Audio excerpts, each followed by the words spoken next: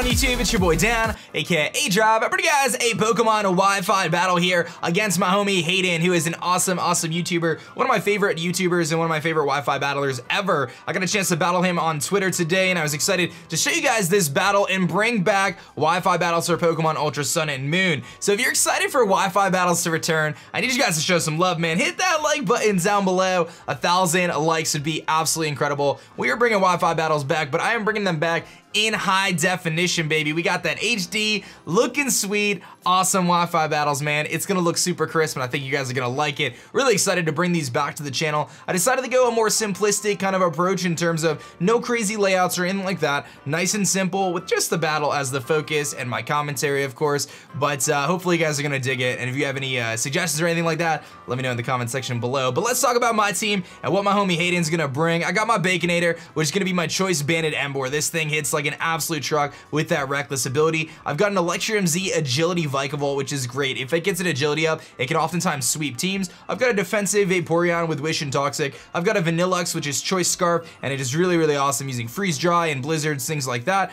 I've got an Assault Vest Guzzlord, which is pretty bulky, can take a lot of hits and can attack from both the physical and the special side now that it has knockoff. And then I got my homie Duo for the Vine. We got the Carnivine, of course, which is rocking that Defog. It's a Levitator grass type with Defog. Not that it necessarily needs to levitate grass as a resistance, but I figured I'd try Carnivine out just for fun. He's bringing a Heliolisk, which is pretty scary because it's really strong. Does have the dry skin ability along with Toxicroak, so I'm expecting him to have a lot of Scald switch-ins, making Vaporeon a little bit useless. He's got that Polispine, which is his Rock Setter. He has no way to remove hazards. I don't have hazards in this team. He's got the Slow King, of course, which is just a really bulky pivot. Tauros hits really hard with that 110 base speed and the Sheer Force ability. And then, of course, Whimsicott, which does have Prankster, can do Tailwind and paralyze things and encore things into setup moves and just be really obnoxious in general. Gotta be careful about that. But I looking at his team, I'm thinking, okay, he probably leads Piloswine. I can hit it pretty hard with Emboar. I know I could take one hit, but he doesn't really have a good switch into Emboar. He's got some predictions to make, but I figured Emboar was a pretty solid lead, so let's jump right into the battle. Now, again, I'm not too sure what he's gonna bring in terms of his lead Pokemon. Is it gonna be the Piloswine to set up Stealth Rocks?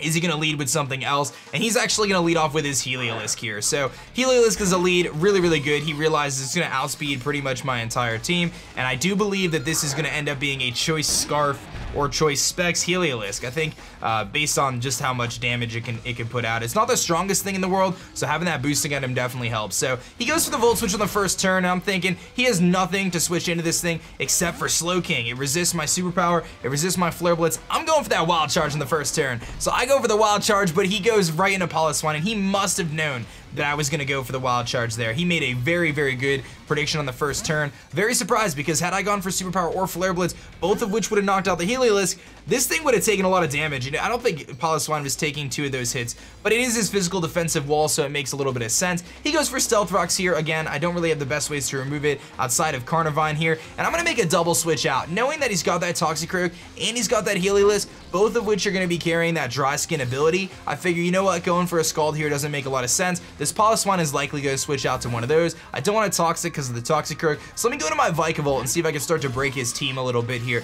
because this is my heavy hitter. So he goes into his Sunburn here, that Heliolisk, and he's going to go for that Volt Switch again. But luckily for me, I take it pretty well because it is a resisted hit, but you see just how much that does. And again, I'm still thinking that this Heliolisk is Zap Plate or Choice Specs. It's kind of hard to tell, but I feel like Vikavolt here is going to be able to put in some work. So I go for that Agility, because again, my team is pretty slow, so this is going to allow him to outspeed everything on his team. So I'm gonna be super duper quick right now, and I can go for something real big. And again, it was a tough play here, but I went for my Electrum Z because it does guarantee the knockout on the Toxicroak. I had to be careful of a Sucker Punch. I thought there was a chance he was going to go to Piloswine, but I needed to get a knockout. And if he was going to make that prediction, going to Piloswine, I could have Energy Bowled, I could have Bug Buzz, but I really needed to make sure that I was going to knock out this Toxicroak, because if I made a wrong prediction here, this match would have pretty much been over. So I luckily get my Electrum Z off. That's going to do a tremendous amount and just knock out Brittany, the Toxicroak. That thing was not gonna stand a chance. I don't know if it's named Britney Spears because of Toxic. I have no idea,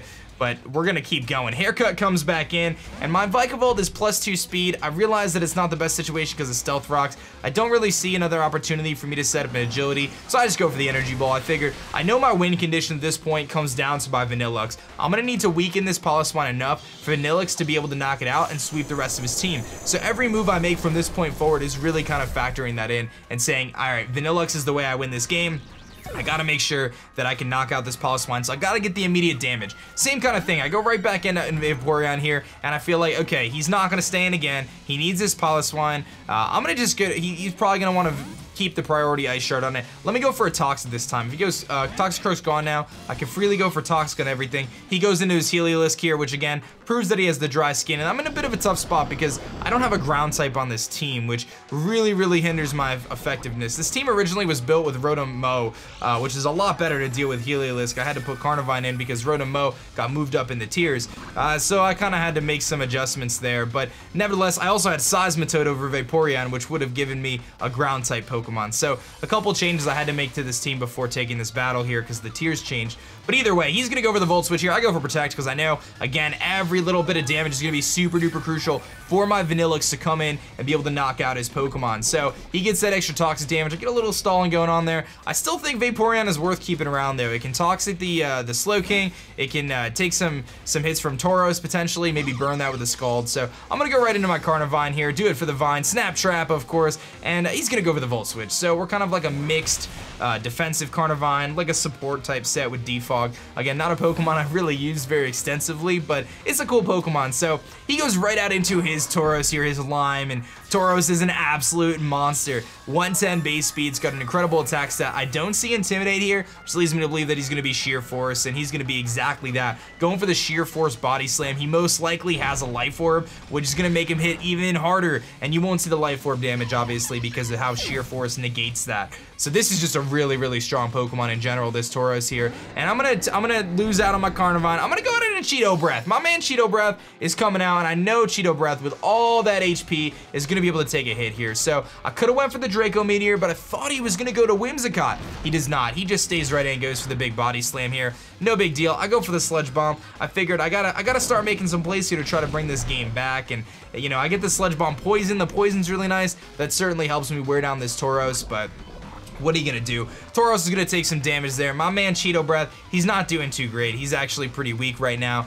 and I'm gonna just switch him out because I say, you know what? It can actually do some things against that Slowking. It can take some hits there, and he does have that Heliolisk, and I feel that I can take a hit or two there. So I'm gonna go into Vaporeon thinking, all right, Vaporeon can take hopefully a few hits here. I'm a defensive Vaporeon. I take that damage. It looks like with leftovers, I probably can live the hits from the Tauros. I make a bit of a misplay here though. I'm gonna go for the Protect, thinking there's a chance he stays in, but that was not the right play. I probably should have doubled out, or I should have went for Wish, and Wish was really the better play, and I was gonna go for Wish, but I wasn't quite sure if the Body Slam was gonna do enough. It was really close, and I wasn't running damage calcs or anything. So I go for the Protect, it fails, obviously, and I realize this Heliolisk has caused me so many problems, man. It has just been an absolute beast, but I do have the Toxic that is helping me out. It does wear him down. I'm gonna have to switch out here. I mean, at the end of the day, so I go right back into my Cheeto Breath, and I'm feeling like, all right, Cheeto Breath, you can take some hits, dude. You got some bulk, but these Stealth Rocks, man, they really start to wear you down. It's beating me down.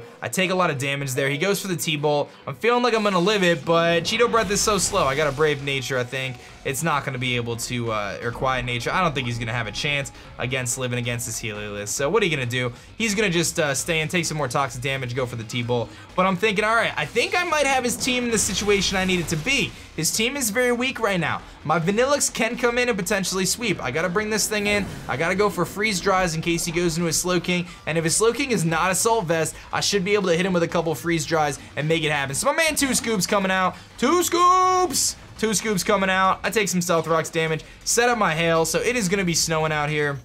It is snowing something fierce.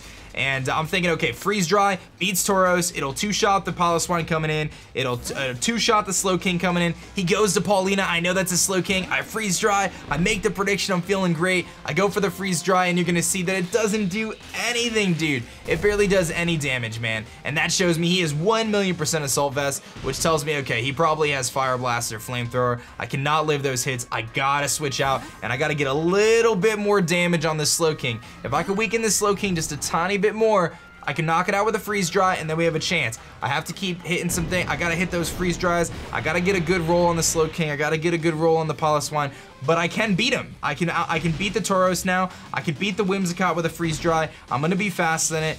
He would have to go for some hacks and stuff like that. I think we have a chance to win this game. I'm feeling like all I gotta do is just get a little bit more damage on Paulina. So I go for the Toxic, thinking that that's my best play because it's gonna wear him down. I got a few other Pokemon I can kind of switch in and out, and I can always try to live the hit. I figure the Toxic will be what I need to do. He's gonna go for the Psyshock here. It doesn't seem like he's carrying Thunderbolt, so he probably had Scald, Psyshock, Fire Blast, and who knows what else, and he actually knocks me out there. You know, and I was kind of bummed there that I ended up going down, but no big deal. The Hail, the Poison, really starting to rack up on Paulina, and I'm looking at his health, and I said, you know what? I think it's enough. I think we can do it. Based on how much damage we did last time, I think my Freeze Dry will be enough to knock him out. So I'm gonna go for the Freeze Dry. He looks like he's sitting at about 28%, something like that. I'm thinking I'm gonna do about 30-ish, and I just end up a tiny bit too short.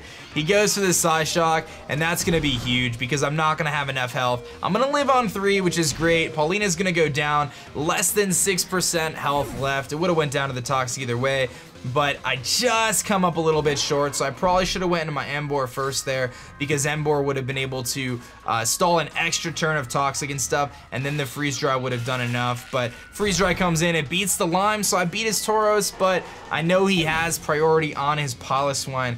And again, it would have been close here. Would Vanillux been able to knock out the Piloswine at the health it's at with a Freeze Dry?